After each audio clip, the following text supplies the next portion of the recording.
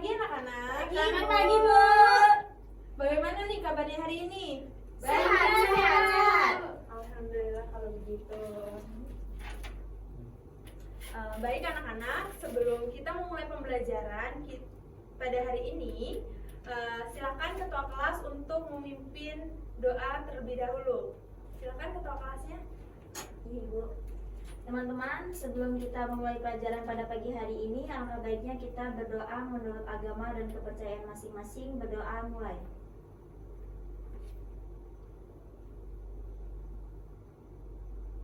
Berdoa selesai. Baik, Ibu cek kehadiran terlebih dahulu ya.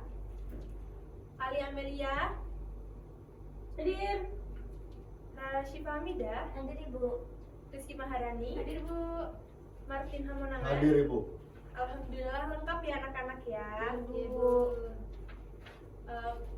Pada hari ini kita akan belajar pembelajaran bahasa Indonesia mengenai memahami informasi dalam teks rekon. Baik, di sini Ibu sudah membuat PowerPoint, anak-anak bisa melihat dan memperhatikannya. Di sini ada pengertian teks rekon. Teks rekon adalah teks yang menceritakan kembali suatu peristiwa yang sudah terjadi. Teks rekon bertujuan untuk memberikan informasi kepada pembaca tentang apa yang terjadi, kapan, di mana, dan bagaimana peristiwa tersebut berlangsung. Baik, di sini ada ciri-ciri teks rekon anak-anak. Di sini ada 4. Yang pertama itu menceritakan peristiwa berdasarkan urutan waktu secara kronologisnya. Yang kedua ada menggunakan kata kerja tindakan, misalnya berlari, berjalan, mendaki. Yang ketiga itu ada banyak menggunakan keterangan waktu dan tempat, misalnya kemarin di sekolah pada pukul 10. Dan yang terakhir itu ada memiliki struktur yang khas. Di sini ada 2. Pertama itu ada orientasi.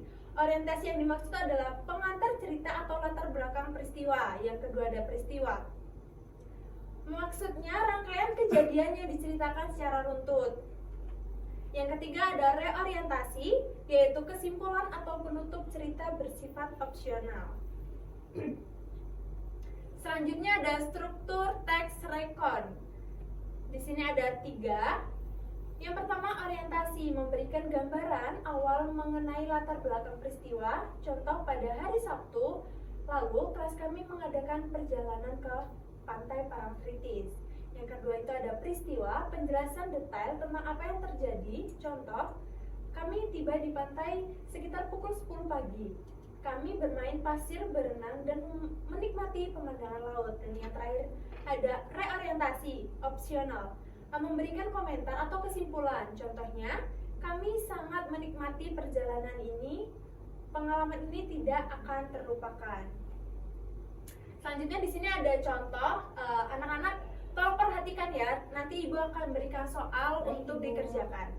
Di sini ada contoh teks rekon. Yang pertama itu ada kita menentukan judul terlebih dahulu. Di sini ada judulnya perjalanan ke Gunung Bromo. Orientasinya adalah pada libur semester lalu saya dan keluarga pergi ke Gunung Bromo untuk menikmati keindahan alamnya. Selanjutnya peristiwa nih, peristiwa yang terjadi di sana tuh apa saja nanti tolong diceritakan ya anak-anak ya.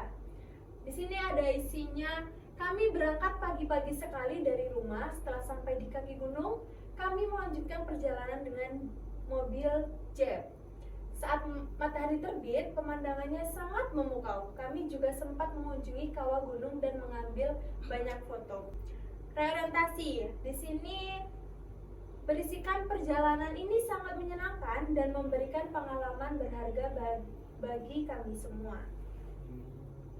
Nah, Ibu tadi kan sudah memberikan contoh, struktur, ciri-ciri, dan sekarang Ibu ingin memberi tugas kepada kalian semua membuat teks rekon dan memahami apa informasi yang kalian dapat dari teks tersebut. Silakan dikerjakan ya anak-anak ya. Ibu tunggu waktunya 10 menit.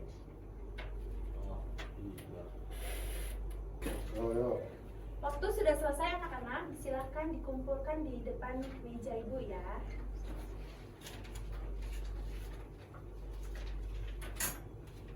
Sudah semua ya ini ya? Sudah, Ibu. Baik, terima kasih. Mungkin cukup sekian yang Ibu sampaikan pada hari ini. Semoga informasi dan materi yang Ibu berikan bermanfaat bagi kalian semua. Ibu akhiri, wabillahi taufiq wal hidayah. Wassalamualaikum warahmatullahi wabarakatuh. Waalaikumsalam warahmatullahi wabarakatuh. Terima kasih Ibu. Perkenalkan, saya Rizky Maharani sebagai observasi lisan Dwita Intan Savitri tentang keterampilan 2, yaitu keterampilan menjelaskan.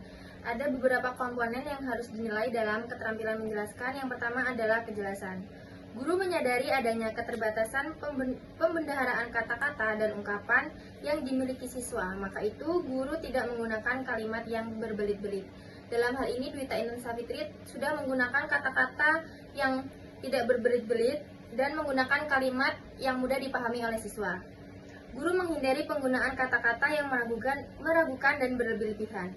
Dalam hal ini, Dwita Intan Savitri telah menggunakan kata-kata yang baku, sehingga kata-kata tersebut tidak meragukan dan tidak berlebih-lebihan. Kemudian poin yang kedua yaitu penggunaan contoh dan ilustrasi. Guru memberikan contoh yang cukup untuk menanamkan pengertian dalam penjelasannya.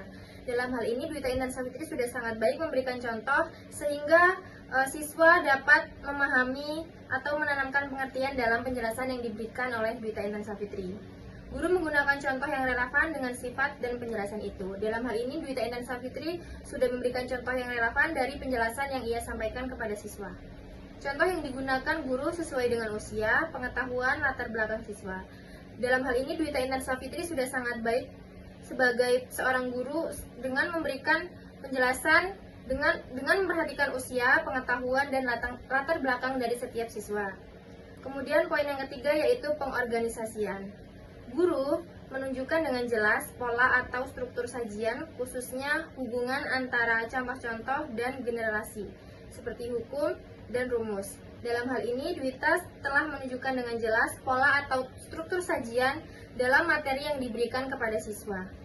Guru memberikan ikhtisar butir-butir yang penting, baik selama pelajaran maupun pada akhir pelajaran. Dan bila perlu memberikan penjabaran tambahan. Dalam hal ini, Dwita sudah sangat baik memberikan ikhtisar butir-butir penting dalam materi yang dijelaskan. Kemudian, guru mengadakan variasi suara dalam memberikan penekanan pada hal-hal penting dalam penjelasannya. Dalam hal ini, Dwita sudah sangat bagus dalam memberikan variasi suara dalam memberikan penekanan dalam pembelajaran atau terhadap materi yang disampaikan oleh siswa. Butir-butir penting dalam penjelasan diberi tekanan dengan cara mengulanginya, mengatakan dalam kalimat lain, atau menyebutkan satu demi satu seperti 1, 2, dan seterusnya. Dalam hal ini, Dwita sudah sangat baik dalam memberikan tekanan kembali atau mengulangi kembali terhadap materi yang disampaikan oleh siswa. Yang selanjutnya adalah penekanan yang berbeda diberikan pula dengan mimik, isyarat, ataupun dengan gerakan selama pelajaran berlangsung. Dalam hal ini, Dwita sudah sangat baik dalam memberikan mimik, isyarat, ataupun gerakan selama menjelaskan materi yang diberikan kepada siswa. Yang selanjutnya adalah pemberian tekanan juga diberikan dengan menggunakan gambar-gambar, demonstrasi, atau benda yang sebenarnya. Dalam hal ini, Dwita sudah sangat bagus memberikan gambar-gambar atau demonstrasi dalam salindia yang ditampilkan untuk menjelaskan materi yang diberikan kepada siswa. Kemudian poin yang terakhir adalah balikan. Guru mengajukan pertanyaan untuk mengetahui pemahaman, minat, atau sikap tentang relevansi dan kegunaan penjelasan tersebut.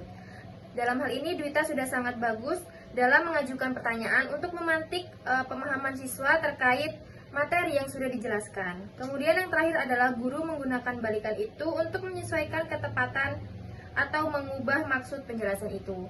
Dalam hal ini, Dwita sudah sangat bagus dalam memberikan balikan untuk menyesuaikan ketepatan atau mengubah maksud penjelasan terhadap materi yang disampaikan oleh siswa. Terima kasih.